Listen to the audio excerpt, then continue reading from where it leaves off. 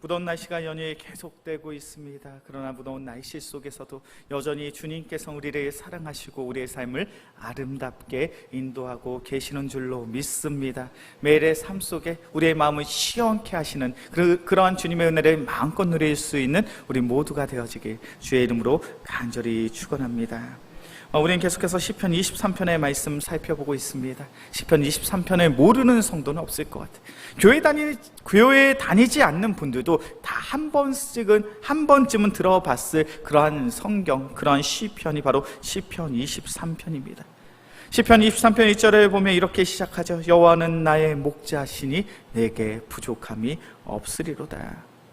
시편 23편의 저자인 다윗은 하나님과 우리의 관계를 목자와 양의 관계로 설명하고 있습니다. 제가 지난 시간을 통해서 말씀을 드렸습니다. 양은 특징이 있습니다. 어떤 특징이 있냐면 이 양은 무능력한 존재라는 거예요. 맹수가 위협하고 맹수가 해를 가할 때 그 맹수를 뿌리칠 만한, 맹수를 공격할 만한 그 어떠한 무기도, 그 어떠한 튼튼한 다리도 가지지 못했습니다. 그렇게 세상의 위협 속에 자신을 노출시키고 세상의 위협 속에 죽을 수밖에 없는 존재가 양이더라는 거예요. 더욱이 양은 눈이 어두운 동물입니다. 내 앞에 보이는 풀과 물은 먹을 수 있지만 그 풀과 물만 따르다 보면 어느덧 자신의 무리에서 떨어져 버리고 자신의 우리를 찾아가지 못하는 그런 연약한 존재가 바로 양이더라는 거예요. 다윗이 고백합니다. 하나님은 나의 목자 되시고 나는 그냥 한 마리의 양 같은 존재입니다. 다시 그런 고백을 할 수 있었던 것은 내가 내 인생을 돌아보니 이 양들과 별반 다르지 않더라는 거죠.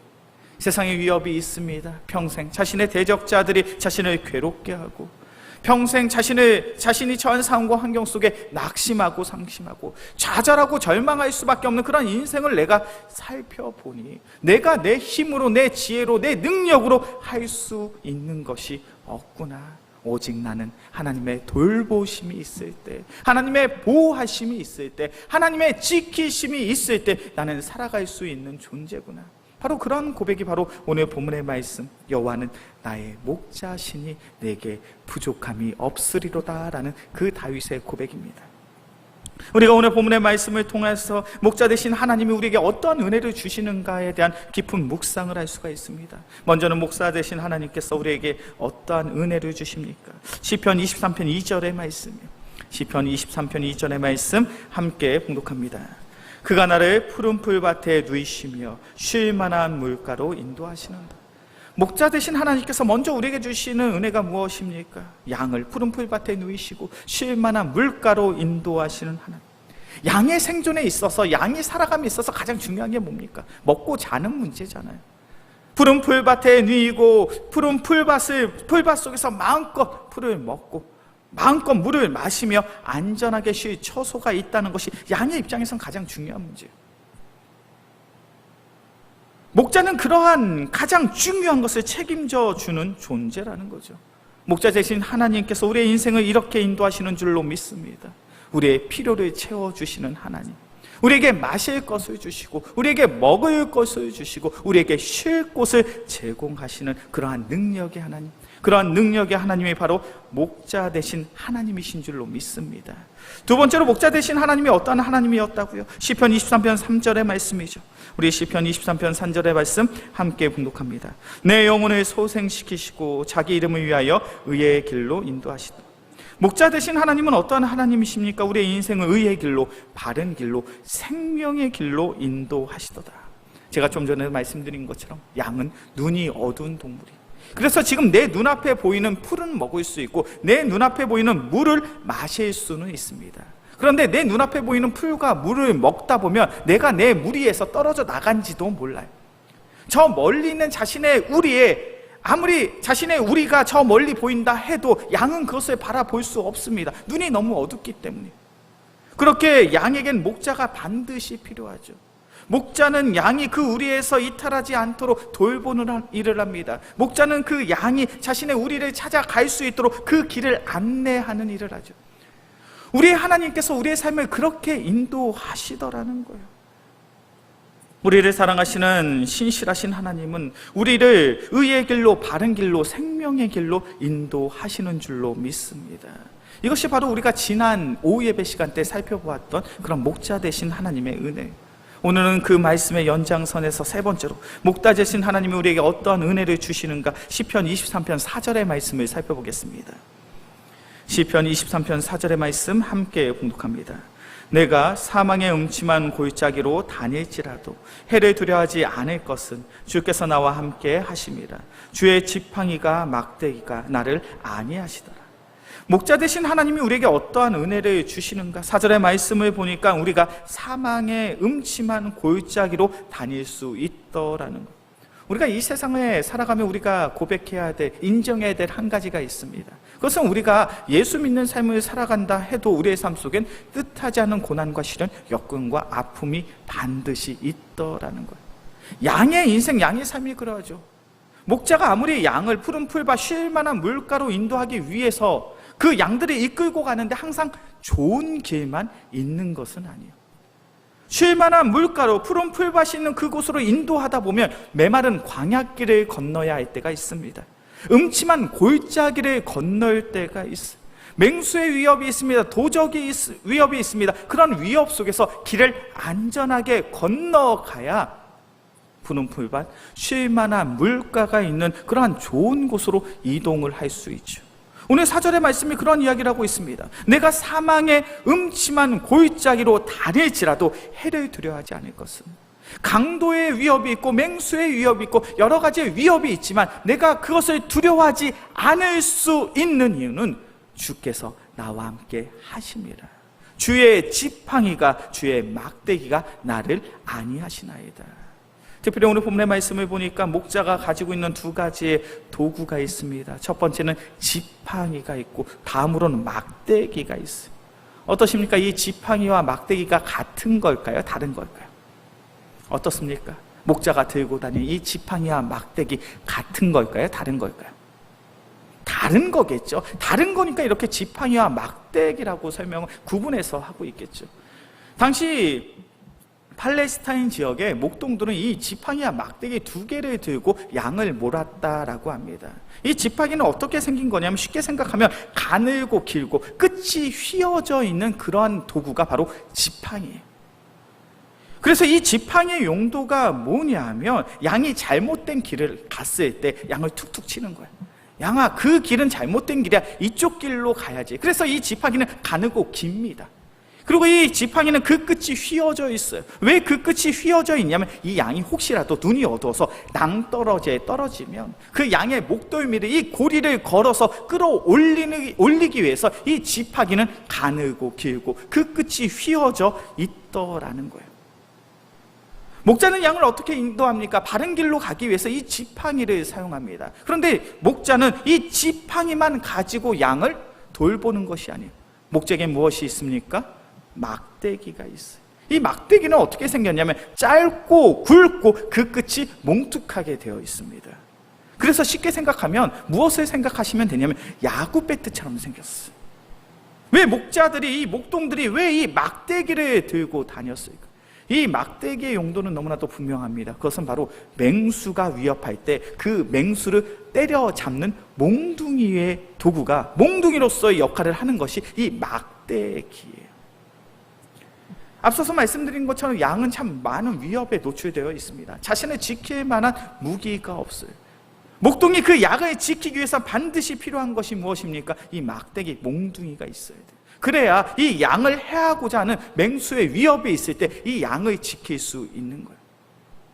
우리를 지키시고 우리를 인도하시는 목자 되신 하나님이 그러한 하나님이시라는 거예요. 우리가 잘못된 길을 가면 딱딱딱, 망규야, 너 지금 잘못된 길을 가고 있어, 다른 길로 가야지, 이렇게 긴 지팡이로 우리의 삶을 인도하시고, 때론 우리의 인생 속에서 우리를 위협하는 존재가 있다면 그 위협하는 존재와 직접 다투시고 싸우시는 이가 바로 우리가 믿고 신뢰하는 하나님이신 줄로 믿습니다.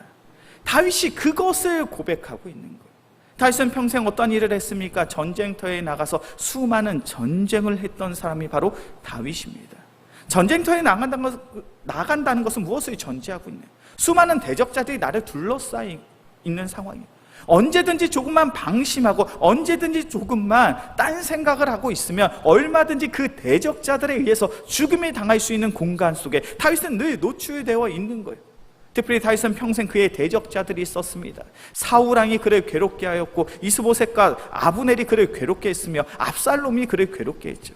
다윗은 평생에 늘 대적자가 있었습니다. 전쟁의 상황 속에 자신의 목숨이 위협을 받는 상황 속에 있었습니다. 그런데 중요한 것은 그런 상황 속에서 다윗은 패배하지 않고 늘 승리하더라는 거예요. 다윗이 수많은 전쟁에서 승리할 수 있었던 이유가 무엇입니까? 바로 하나님께서 다윗을 위해 대신하여 싸우셨기 때문에, 다윗에 의하여 하나님께서 대신하여 다투셨기 때문에 다윗이 승리한 줄로 믿습니다. 특별히 다윗은 불가능한 전쟁에서 승리를 했죠. 그 전쟁이 무엇입니까? 우리가 잘 아는 것처럼 골리앗과의 전쟁이에요. 골리앗은 어떠한 사람입니까? 우리가 잘 아는 것처럼 키가 3m에 육박해요. 3m라는 건 건물 2층 높이의 높이입니다. 사람의 키가 그렇게 크더라는 거예요. 그는 전신을 60kg가 넘는 갑옷으로 전신을 둘었습니다. 이스라엘 백성이 가지고 있는 그 어떠한 칼로도 그 어떠한 창으로도 그 갑옷을 꿰뚫을 수가 없어요. 그런 골리앗에 맞서 싸우기 위하여 다윗이 나아갑니다. 이 모습이 얼마나 우매한 모습처럼 보이겠습니까? 그 상황 속에서 사울왕은 그러한 다윗의 몸에 이렇게 이야기합니다. 너는 소년이요 그는 어려서부터 용사임이라. 너는 블레 사람과 싸울 수 없다라는 거야. 그와 대적할 수 없다라는 거야. 그와 싸워서 승리할 수 없더라는 거야.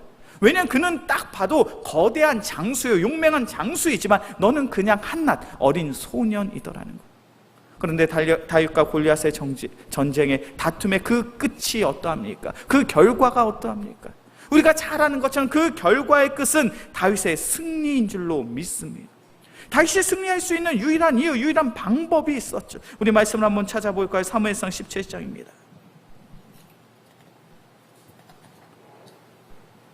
사무엘상 17장 45절의 말씀입니다.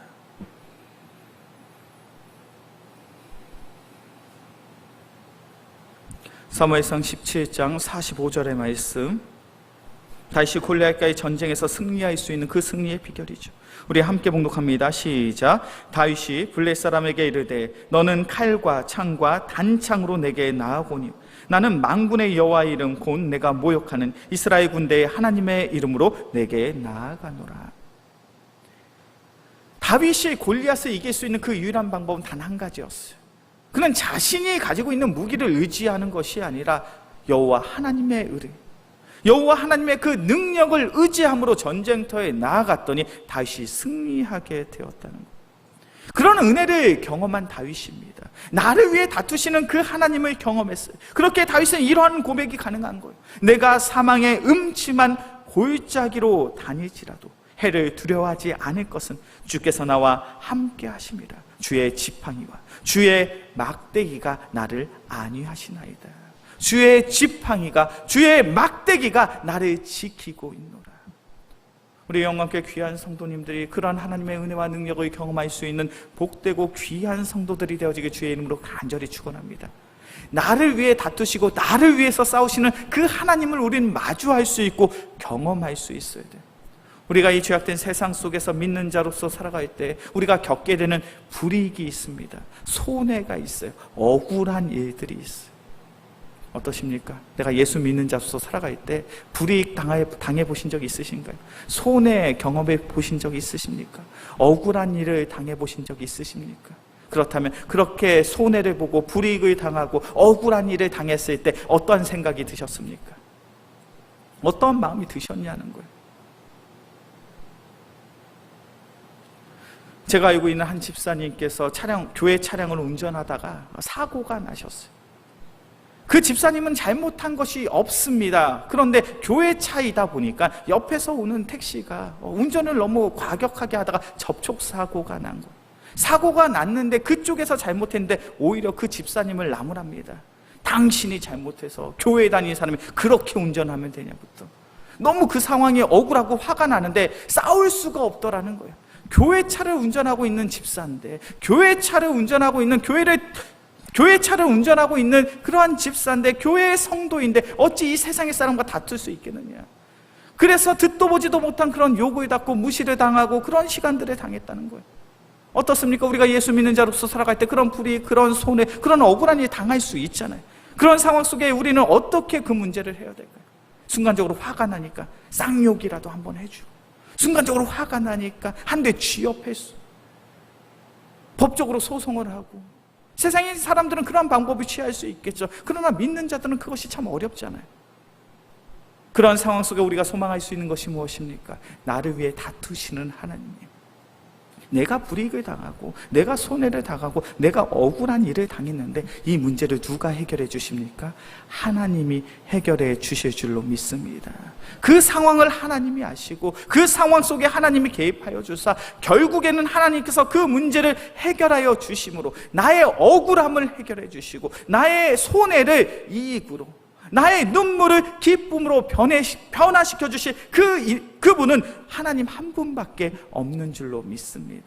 바로 다윗은 그런 고백을 하고 있는 거예요. 나를 위해 다투시는 하나님, 나를 지키시는 하나님, 나의 불이익과 나의 손해와 나의 모든 억울한 상황 속에서도 나의 마음을 기쁨으로, 감사함으로 변화시키시는 하나님. 그런 하나님을 우리의 삶을 통하여 경험할 수 있는 우리 모두가 되어지길 주의 이름으로 간절히 축원합니다. 마지막으로 목자 되신 하나님은 어떤 하나님이십니까? 시편 23편 6절의 말씀이에요. 시편 23편 6절의 말씀 함께 봉독합니다. 내 평생의 선하심과 인자하심이 반드시 나를 따르니 내가 여호와의 집에 영원히 살리로다. 다시 마지막으로 목자 되신 하나님에 대해서 어떻게 고백하고 있습니까? 내 평생의 선하심과 인자하심이 반드시 나를 따르리라. 누구의 선하심과 누구의 인자하심인가요? 6절의 말씀을 보니까 누구의 선하심, 누구의 인자하심입니까? 하나님의 선하심과 하나님의 인자하심이 내 평생에 나를 따라다니더라는 거예요. 좀 더 쉽게 표현하면 어떤 말일까요? 평생 하나님이 나를 사랑하시고 평생 하나님이 나를 인도하신다는 거예요. 하나님께서 평생 나를 사랑하시고 나를 인도하심으로 말미암아 내가 여호와의 집에 영원히 살 수 있습니다. 6절의 말씀을 통해서 지금 다윗이 어떤 하나님을 고백하고 있습니까? 나를 포기하지 않으시는 하나님. 우리가 우리의 신앙생활 속에서 나의 열정과 나의 열심을 가지고 신앙생활을 하면요, 우리는 열정적으로 신앙생활을 할 때도 있지만 우리가 교회에서 나가 떨어지는 그러한 순간도 있을 거예요. 왜냐하면 우리의 신앙생활은 기복이 있잖아요. 항상 열정적으로 열심히 성실하게 신앙생활을 하는 건 아니에요. 분명 내가 뜨겁게 주님을 찬양하며 뜨겁게 봉사했던 그 시점이 있었지만 그러는 감정이 한순간에 사그라들고 너무나도 냉랭한 모습으로 예배 자리에 나와 신앙생활을 할 때도 있더라는 거예요. 우리가 나의 의지를 가지고 나의 열정과 열심을 가지고 신앙생활을 하면 우리는 신앙생활 가운데 실패할 수밖에 없습니다. 넘어질 수밖에 없습니다. 그런데 우리의 신앙생활의 주체가 누구입니까? 내가 아니에요. 하나님의 선하심과 하나님의 인자하심이 우리를 인도하시는 줄로 믿습니다. 하나님의 선하심과 하나님의 인자하심이 우리를 인도하사 우리가 여호와의 집에서, 여호와의 성전에서 평생 아름다운 모습으로 신앙생활을 할 수 있는 거예요. 다윗은 그런 하나님을 고백하고 있어요. 우리가 잘 아는 것처럼 다윗이 항상 평생에 늘 하나님 앞에서 선한 왕이요, 하나님의 참된 성도로서 살아간 것은 아니에요. 다윗도 범죄했던 순간이 있었습니다. 우리 말씀을 한번 찾아볼까요? 사무엘하 11장 2절에서부터 4절까지의 말씀입니다. 사무엘하 11장 2절에서부터 4절까지의 말씀,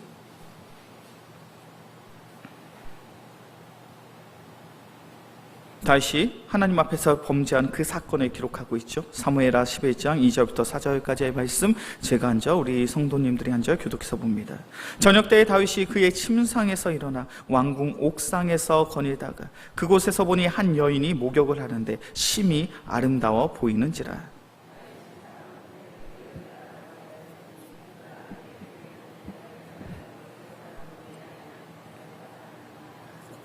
함께 봉독합니다. 다윗이 전령을 보내 그 여자를 자기에게로 데려오게 하여 그 여자와 동침하고 그가 그 여자의 부정함을 깨끗하게 하였으므로 그가 자기 집으로 돌아가니라. 다윗이 항상 하나님 앞에서 선한 것은 아니었어요. 바른 모습으로 살아간 것은 아닙니다. 자신의 정욕에 넘어가는 순간이 있었어요. 사무엘하 11장은 우리가 잘 아는 다윗이 우리아의 아내 밧세바를 간음한 그 사건을 기록하고 있습니다. 다윗은 순간적인 정욕을 참지 못했습니다. 그렇기에 옥상에서 거니에다가 한 여인이 목욕하는 그 모습을 보고 그녀와 간음을 범하게 되는 그런 큰 죄를 짓게 돼요. 그리고 더욱 문제가 되는 것은 이 다윗의 범죄함은 이 간음의 죄에서 끝나지 않습니다. 이 밧세바가 임신했다라는 이야기를 듣고 자신의 잘못을 덮기 위해서 전쟁터에서 우리아를 불러오게 되죠.